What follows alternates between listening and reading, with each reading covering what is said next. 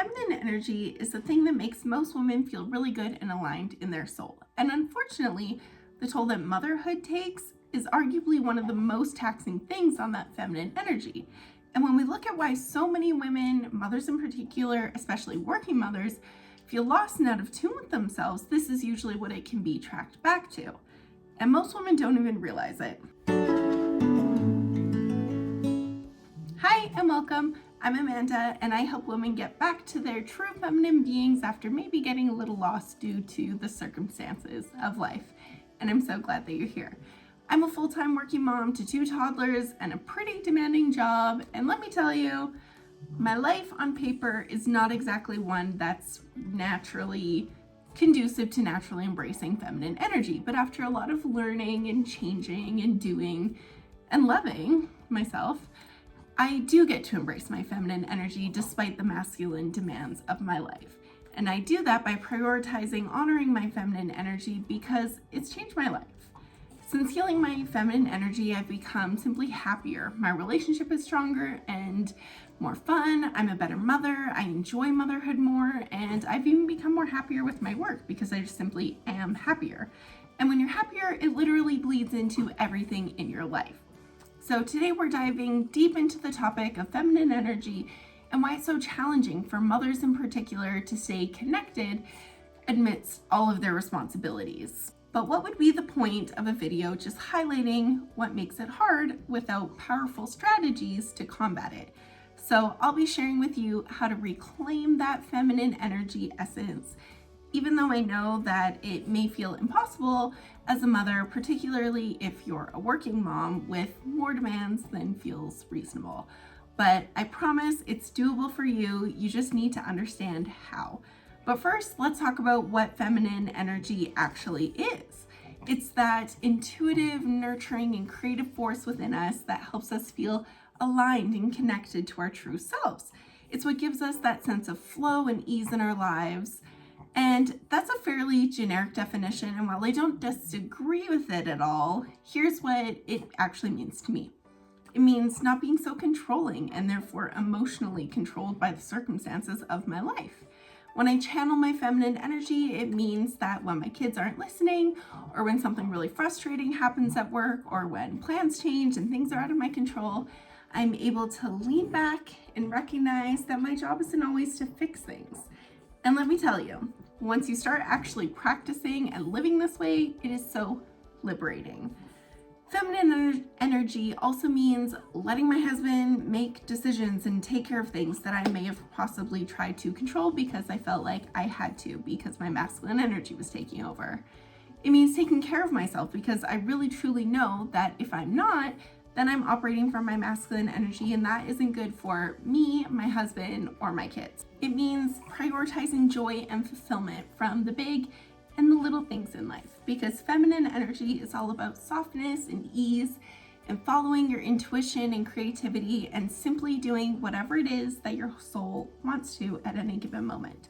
And as mothers, we often find ourselves pulled into so many different directions, juggling countless responsibilities and expectations, and that can really take a toll on our feminine energy. But understanding what feminine energy is and why it's important is the first step to reclaiming it.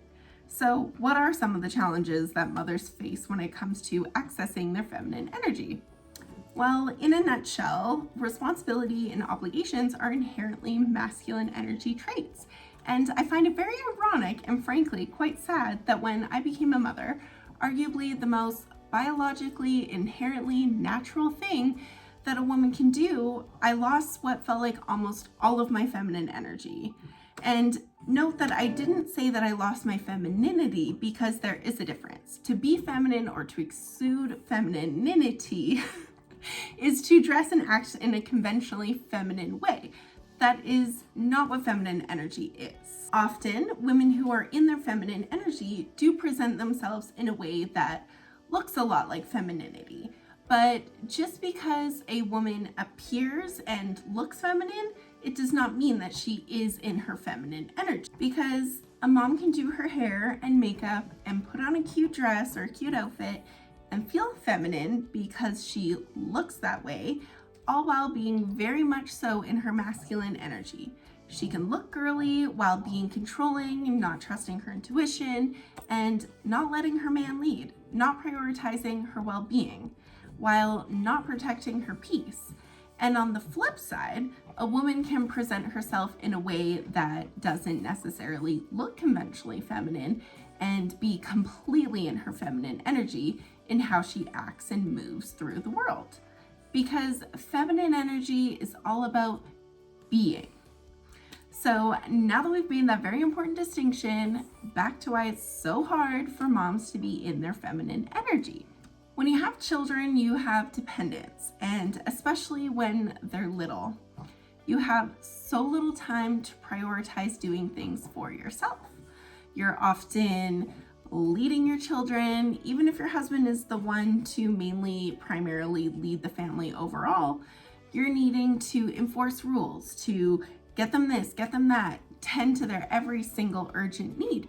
You are doing, pouring into others, sometimes literally 24 hours a day. And next to them, you come second. And of course, when it comes to your children's needs, that's exactly how it should be, and really how it must be. But there are also societal expectations and cultural norms that tell us we need to be these superhuman caregivers who can do it all. And from the second that we become mothers, we're bombarded with messages about what it means to be a good mom. And these messages often involve sacrificing our own needs and desires for the sake of our families. And to some degree, that is necessary. We know that. And let's not forget about all the practical challenges of mother time, like finding time for self-care amidst the chaos of daily life between feeding and diaper changes, school runs, and your kid telling you at bedtime that they need cupcakes to bring to class tomorrow morning, and everything else that comes with being a parent. It can feel like there's barely a moment to breathe. Am I right? Any moms feel me? I know you do. Let alone take care of ourselves. So naturally, we don't. But that changes now because I've got some strategies to help you reclaim your feminine energy and feel more aligned and balanced in your life. And I promise they are doable.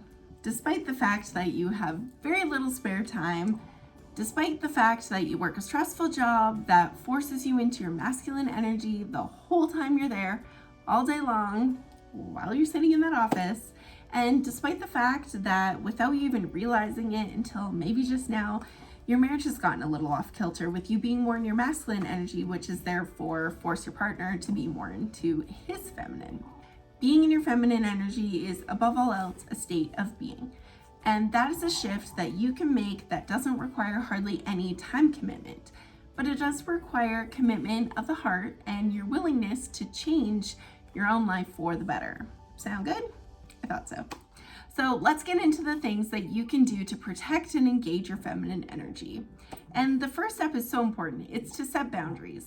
Learn to say no to the things that drain your energy and prioritize your own needs without feeling guilty. And remember, you can't pour from an empty cup. And I know that may feel like a cliche at this point because I know that you've heard that 100 times. But my hope is that this 101st time of hearing it is the time that it finally sinks in that A, you deserve it and you need to prioritize yourself if actually enjoying your life is something that's important to you. And B, that it does not make you a martyr to put everyone else's needs above yours. In fact, when you fail to prioritize yourself, you're not being the best mother for your kids. You're not being the best wife to your husband, and you're not even being the best employee that you can be if that's something that's important to you too. Boundaries are crucial, they're critical for preserving your energy and ensuring that you have the time and space that you need to take care of yourself. So don't be afraid to speak up and advocate for your own needs. Next is to prioritize self-care, which is a natural transition. And I know it's easier said than done, especially when you're juggling a million things at once, but trust me, taking care of yourself is essential for replenishing your energy and staying connected to your feminine essence. And whether it's carving out a few minutes for meditation, I'm talking literally 5 to 10 minutes in the morning, or ensuring that you do your evening skincare for 5 minutes at night, you have time for that, or you can easily create it. I know you do. Or maybe it's indulging in a relaxing bubble bath, which I know you have time for because you currently spend 45 minutes each evening scrolling on your phone. So at the very least, you can still do that, but in a lavender scented bubble bath. However, I strongly suggest that you trade that scrolling time for reading a book that you love. That will be much more fulfilling to your soul and your feminine energy. Or you can simply go for a walk in nature, or even just around your block, and take your neighbor's garden and the squirrels and the warmth of the sunshine on your face in. Take it all in.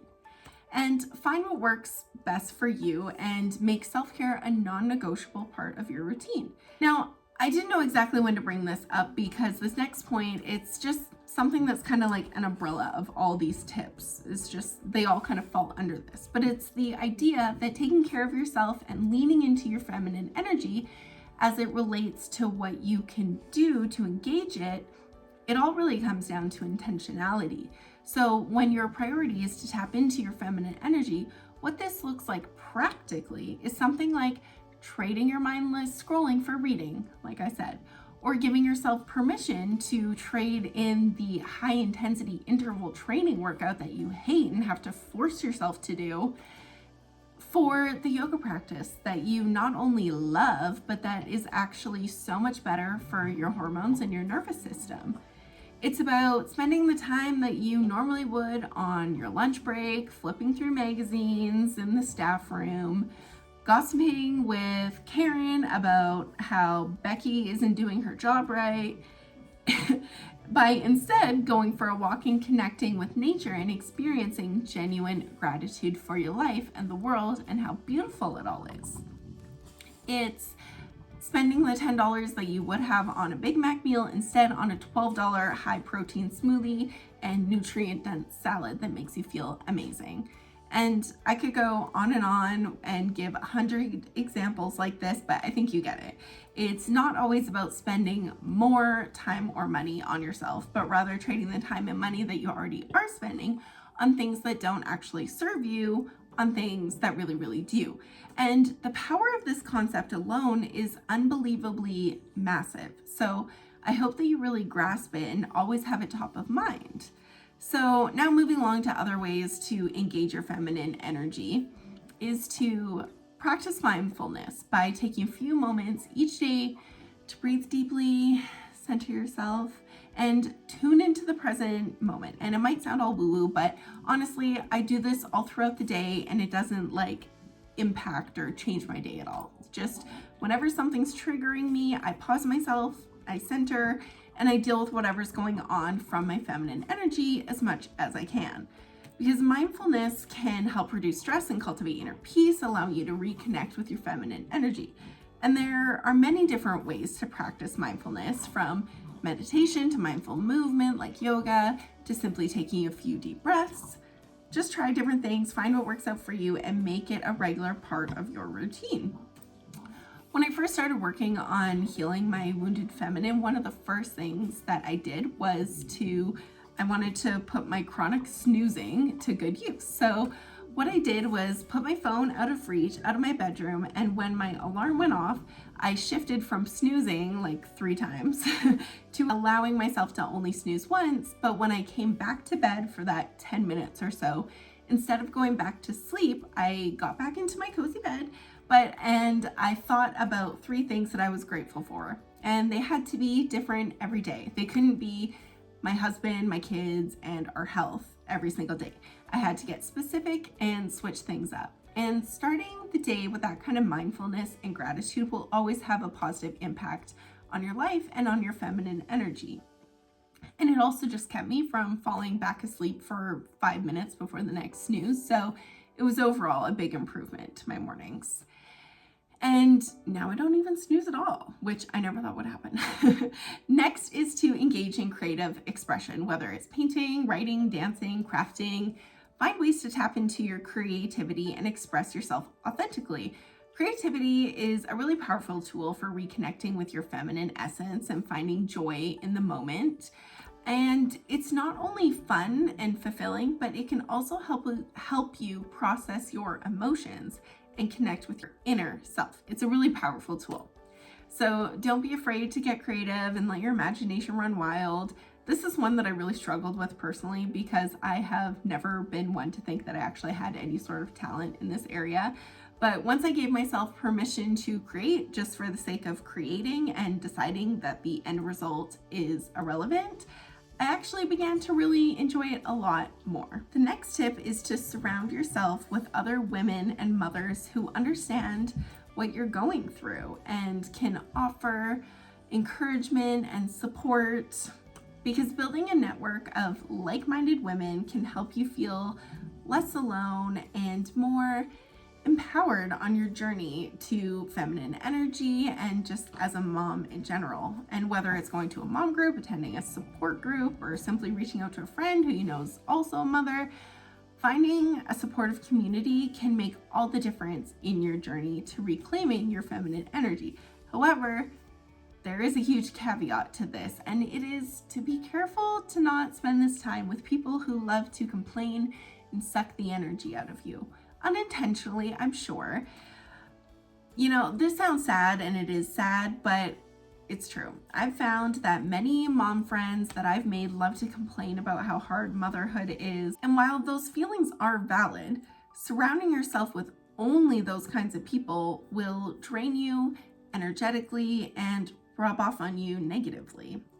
So spending time with those kind of people, they will pull you out of your feminine energy. And I'm not saying to ditch all of your friends who complain, but do be mindful of who you're spending your time with, and be sure to also spend lots of time, more time, with people who lift you up and see life with the kind of light that you want to. Next is to nurture relationships. The feminine woman loves to nurture and care for things, whether that's her family, pets, plants, home. Feminine energy is drawn to nurturing and relationships. So prioritize meaningful conversations with loved ones and friends to make time for quality moments together. Strong relationships are essential for fostering emotional fulfillment and support, helping you feel more grounded and connected to your feminine energy. So make it a priority to spend time with your loved ones, whether it's your partner, your kids, your pets, your family, your friends, anyone and everyone. And of course, don't forget to nurture your relationship with yourself first and foremost, above all else. Now, the next one might be my favorite, and that is it's essential to slow down and embrace play. And as mothers, we can often get caught up in the hustle and the bustle of daily life, but taking time to play and have fun is crucial for reconnecting with our feminine energy. So have a tea party or go play a game of catch, which leads me to another really important point, which is to go outside. It's not just good for your kids, but it's amazing for you too. So take a moment to soak up the sunshine, breathe in the fresh air, and let yourself be present in the moment. In the summer, one of my favorite things to do, and one of my kids' favorite things to do, is to just go out and play in the yard. I'll make myself an iced coffee. I'll bring my Kindle out there. They love playing outside. I love just being outside. And I'm getting some me time because I'm reading my book. I'm enjoying my little coffee. And I get to hear their joyful giggles and see their adorable little smile on their faces. Everyone wins. Everyone is so much better for it. And don't be afraid to get a little silly and have fun with the mundane things that you already have to do in your life anyways, like dancing with music on while you cook dinner, or making yourself a nice matcha and putting on your favorite feel-good show to put the laundry away.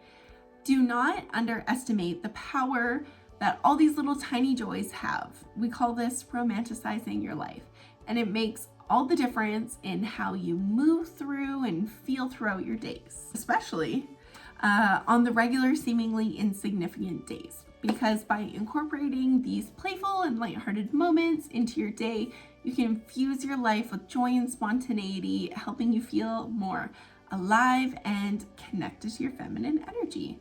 And finally, embrace vulnerability. Allow yourself to be authentic and open about your emotions and experiences. Remember, it's okay to ask for help and show your vulnerable side.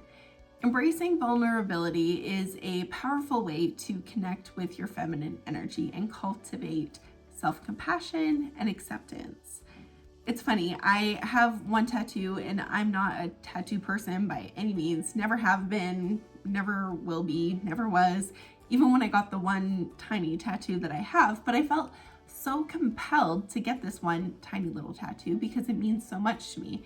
It's a little heart on my wrist, because even when I got it like 10 years ago, well before I had ever heard the term feminine energy, I wanted this representation of the fact that I do have always and always will wear my heart on my sleeve. And I know that that is a strength, even though it's gotten me into trouble sometimes. And even when it's gotten me into trouble, my expression of whatever that thing was that got me into trouble, wearing my heart on my sleeve, even when it's hard, has always felt really right to my soul. Because being vulnerable can be scary, especially when you're used to being strong and independent, aka when you're really being in your masculine energy, when it's so deeply rooted in you and your feminine energy has been wounded. But it's also incredibly liberating to let go of the need to have it all together and allow yourself to be seen and accepted exactly as you are. Because that's what feminine energy is all about. It's just about being and embracing the being that you already are without doing anything else. So there you have it, some really powerful and doable strategies for reclaiming your feminine energy as a busy, exhausted mother who is working on healing her wounded feminine. It's not an overnight transformation, but it is a transformation so worth doing because it will quite literally transform your life. And I don't say that lightly. So remember, it's not only okay to prioritize yourself and to make your well-being a priority, but it's now a non-negotiable, because when you know better, you do better. And now you know better. So please, for you, do better. By incorporating these practices into your life, you can feel more aligned and balanced and empowered in your role as a mother, wife, and as your own woman above all else. So thank you so much for watching. If you found this video helpful, be sure to give it a thumbs up and subscribe for more help with healing your wounded feminine energy and embracing it. If you feel so inclined, share it with a mother who you know is struggling too. Until next time, take care and stay aligned. Bye for now.